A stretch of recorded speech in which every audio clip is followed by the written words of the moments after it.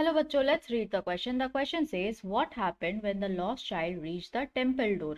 तो क्या हुआ जब वो खोया हुआ बच्चा मंदिर के दरवाजे तक पहुंचा? हम क्या की पॉइंट्स ध्यान में रखेंगे इस आंसर को लिखते वक्त? सबसे पहला बात, जो बच्चा है वो खो गया था और वो भीड़ में फंस गया था लोगों के पैरों के बीच, है ना। और वो जो भीड़ है वो एक दूसरे को धक्का देते हुए एक मंदिर के अंदर जा रही है, घुस रही है।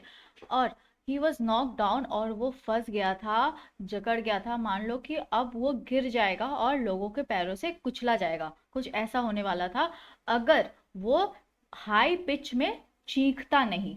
ही was knock down and would have trampled if not shrieked at high pitch. उसके बाद a kind man rescued him after hearing his loud cry. और जब उसने जोर से चीखा तब एक बहुत काइंड दयालु आदमी आकर के उसे बचाता है उसकी आवाज़ सुनने के बाद।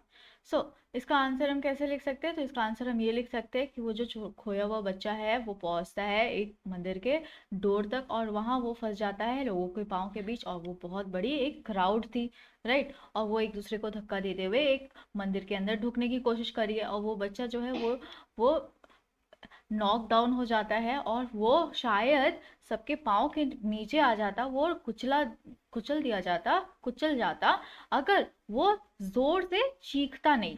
और फिर एक काइंड मैन, एक दयालु आदमी आकर के उसे बचाता है जब वो चीखता उसकी चीख को सुनकर। Let's frame the answer now. When the lost child reached the temple door, he got caught between the legs of the crowd that was jostling with each other to enter into the shrine. The child got knocked down and would have trampled if not shrieked loudly. A kind man rescued him after hearing his cry. I hope you understood it well. Thank you. Best of luck.